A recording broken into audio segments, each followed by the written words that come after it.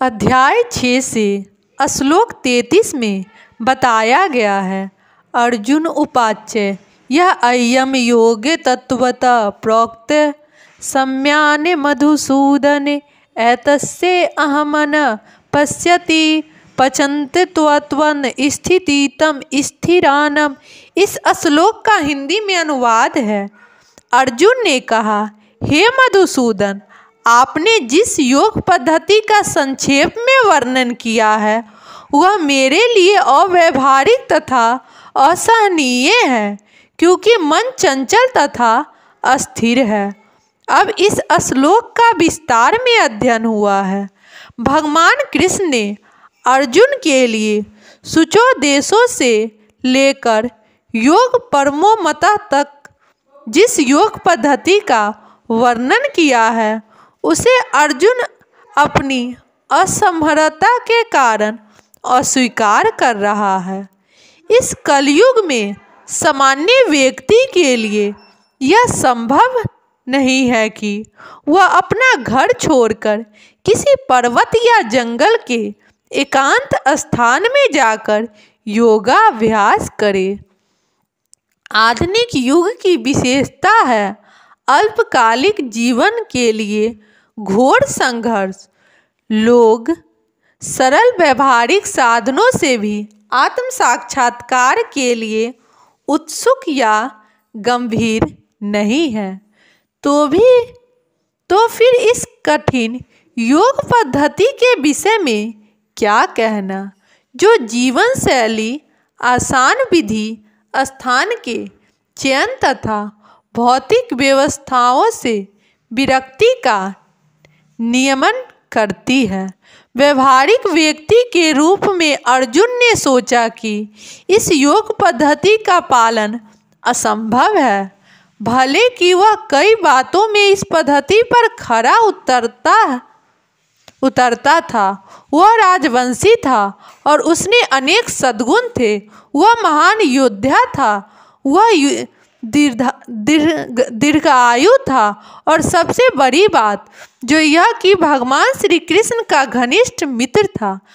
5000 वर्ष पूर्व अर्जुन को हमसे अधिक सुविधाएं प्राप्त थी, तो भी उसने इस योग पद्धति को स्वीकार करने से मना कर दिया। वास्तव में इतिहास कोई ऐसा प्रलेखन प्राप्त नहीं है जिससे यह ज्ञात हो सके कि उसने कभी योगा अभ्यास किया हो। अतः इस पद्धति को इस कलयुग के लिए सर्वथा दुष्कर समझना चाहिए। हाँ, कपिमय बिरले व्यक्ति के लिए यह पद्धति सुगम हो सकती है, किंतु सामान्य जनों के लिए यह असंभव प्रस्ताव है। यदि 5000 वर्ष पूर्व ऐसा था तो आधुनिक समय के लिए यह कहना है। जो लोग विभिन्न तथाकथित स्कूलों तथा समितियों के द्वारा इस योग पद्धति का अनुकरण कर रहे हैं, भले ही संतोषजनक प्रतीत हो, किंतु वे सचमुच ही अपना समय गंवा रहे हैं। वे अपने अभीष्ट लक्ष्य के प्रति सर्वथा अज्ञानी है।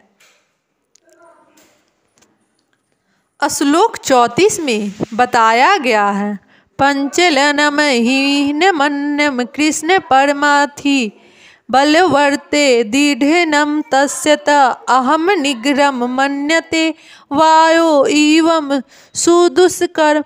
हे कृष्ण, चूंकि मन चंचल, अस्थिर, उत्खिलन, हठीला तथा अत्यंत बलवान है, अतः मुझे इसे वश में करना वायु को वश में करने से भी अधिक कठिन है।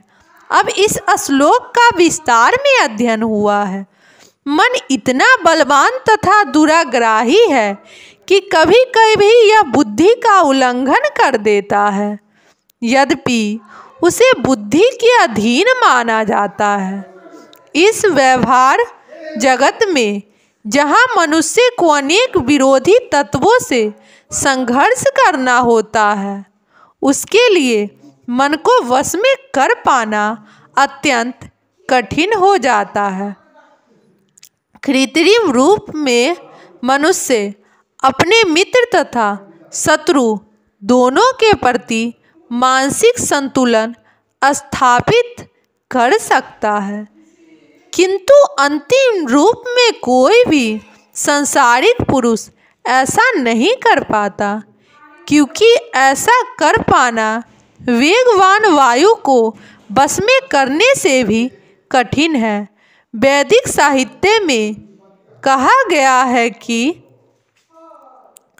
प्रत्येक व्यक्ति इस भौतिक शरीर रूपी रथ पर आरूढ़ है और बुद्धि इसका सारथी है।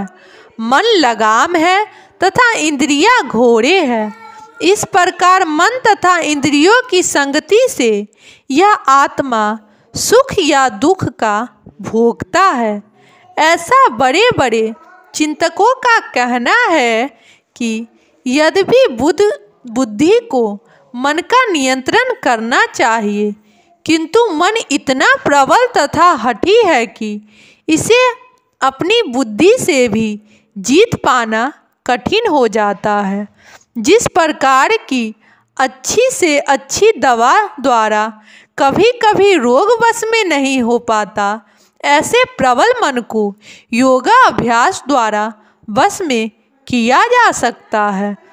किंतु ऐसा अभ्यास कर पाना अर्जुन जैसे संसारी व्यक्ति के लिए कभी भी व्यवहारिक नहीं होता। तो फिर आधुनिक मनुष्य के संबंध में क्या कहा जाए? यहाँ पर प्रयुक्त उपमा अत्यंत उपयुक्त है। झंझावात को रोक पाना कठिन होता है और उत्खिलन मन को रोक पाना तो और भी कठिन है। मन को वश में रखने का सरलतम उपाय जिसे भगवान चैतन्य सुझाया है, यह है कि समस्त दैन्यता के साथ मोक्ष के लिए हरे कृष्ण महामंत्र का कीर्तन किया जाए। विधि यह है, सर्वे मन कृष्ण पदारविंदु। मनुष्य को चाहिए कि वह अपने मन को पुण्यता कृष्ण में लगाए, तभी मन को विचलित करने के लिए अत्यंत व्यवस्थाएं शेष नहीं रह जाएगी। राधे राधे भक्त।